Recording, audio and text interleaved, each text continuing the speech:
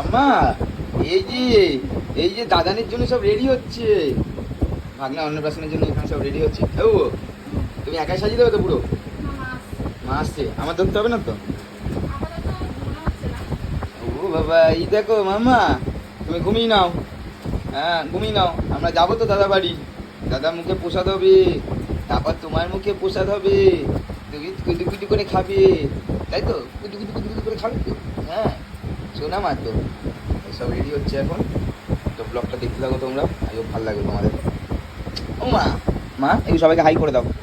High high high. আমার নতুন হাত খাওয়া শিখেছে, সারাদিন হাত খাবে।